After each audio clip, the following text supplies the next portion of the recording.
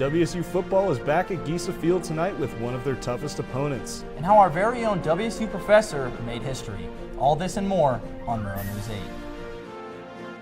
Public Broadcasting Studios on the campus of Washington State University. This is Murrow News 8.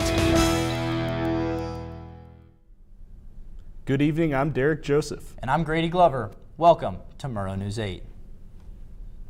It's game day, Cougs. After a bye week and a loss to Oregon State, today is the day. It's the first Thursday game in 8 years. The Cougs are playing in Martin Stadium tonight at 7 p.m. against number 14, Utah. Coach Jake Dickert has been walking around Greek Row passing out signs to ensure that students are coming to the game and will stay. WSU football released this video. Put this steak is out in the yard, all right? Yeah! All 60 minutes. Okay, we're going to be loud. Go Cougs!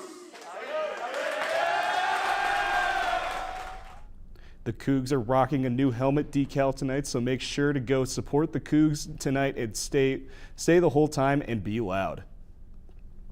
Now, there's been an ongoing question in the minds of Coug fans. Why doesn't WSU sell alcohol in Martin Stadium? Murrow News 8 reporter Catherine Rowley has a story. Between the excitement of game days or the tailgates, there's one question that has been looming in the mind of Coug fans. Why is there no alcohol sales at WSU?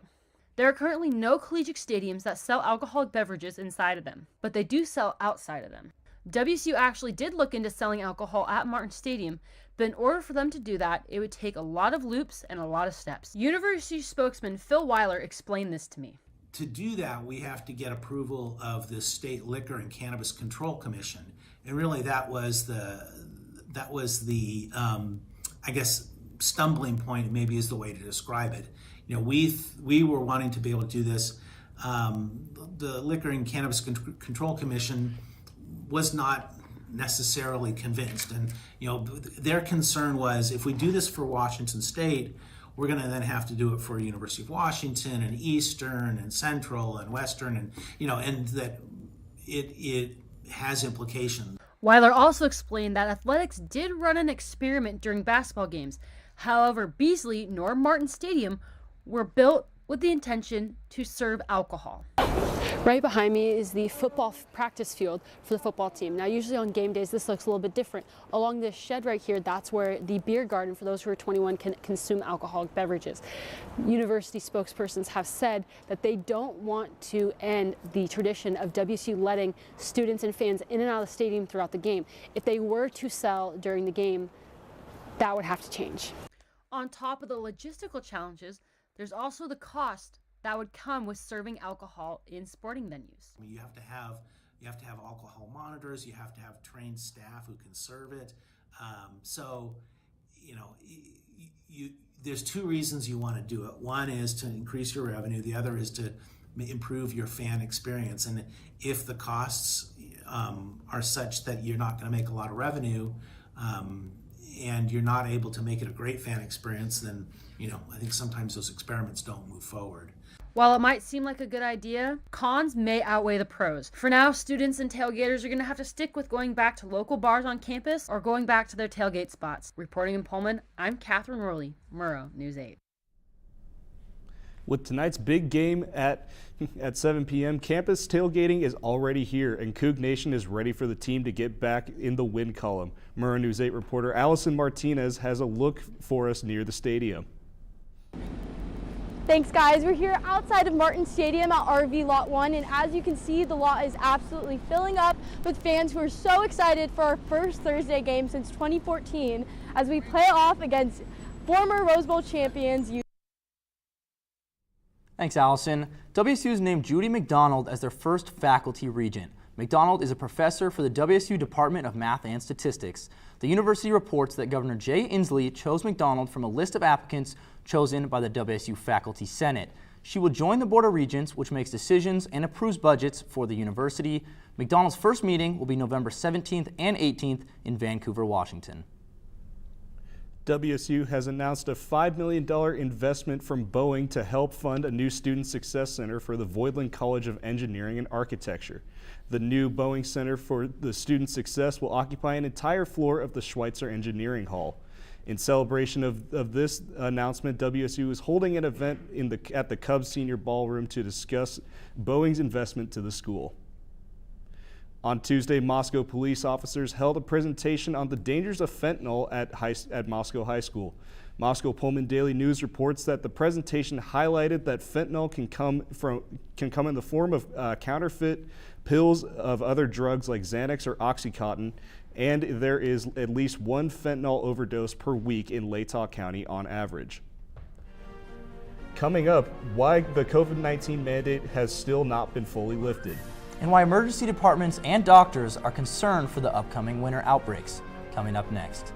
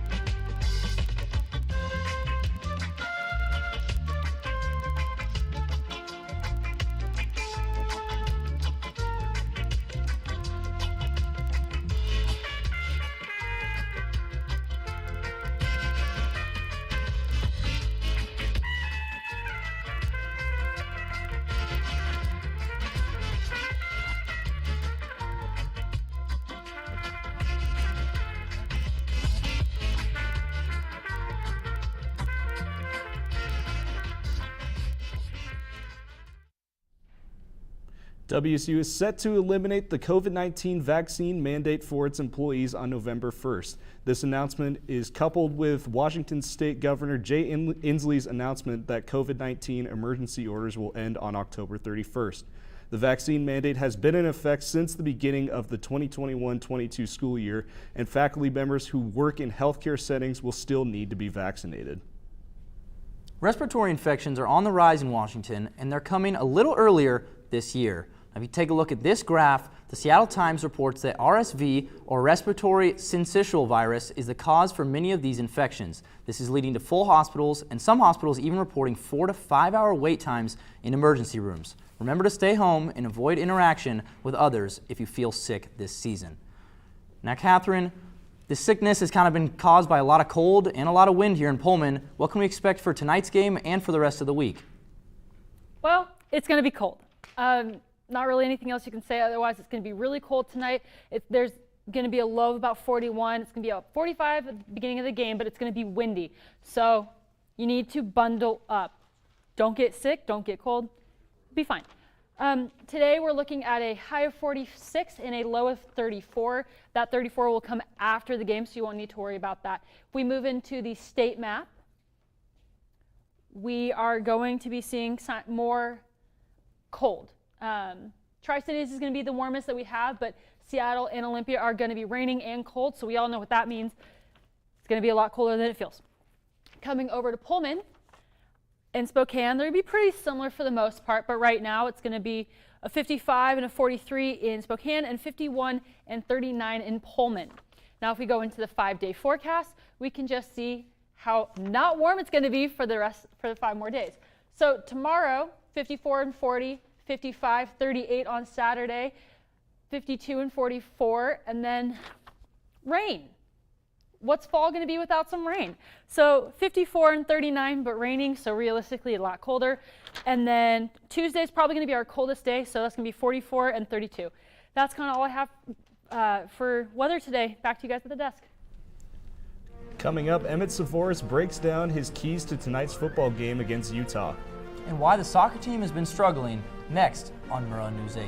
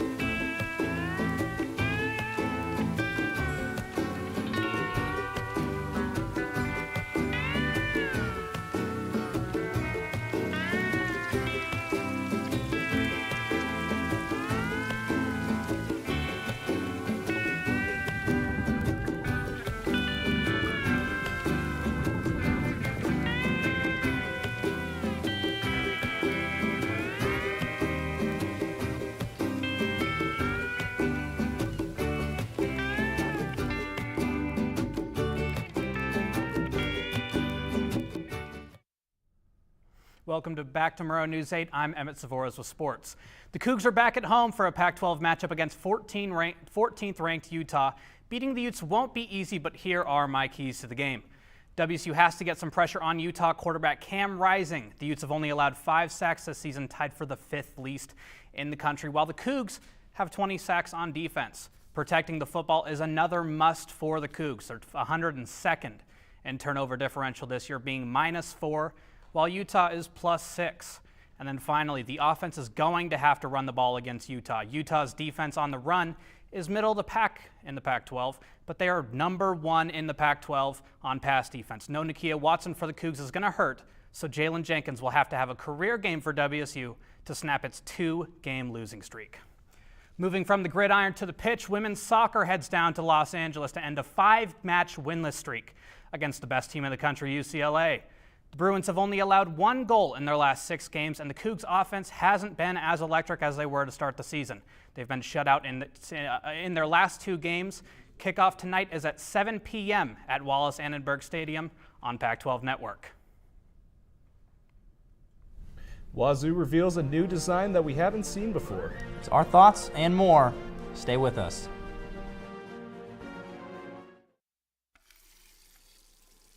Let me tell you about the toughest guy on earth. He does the work of 2 jobs, but only gets paid for 1. He's tough enough to feed the man that gave him a lifetime of nourishment. He has the crazy strength to lift the man that raised him up without even flinching. That's right. No employee of the month bonus check here. This guy, no. This warrior will always be by his father's side, even if his dad will hardly remember.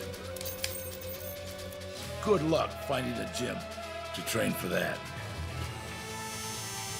If this guy isn't the toughest guy on the planet, then I don't know who is. Caregiving is tougher than tough.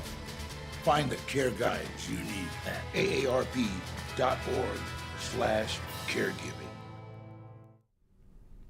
After a lot of build-up, the WSU football team has finally revealed their new helmets for tonight's game against Utah. The helmets will be worn by the Cougs tonight, but it's unclear if they will continue to be used after tonight. But hey, if they win, you might as well keep rolling with them.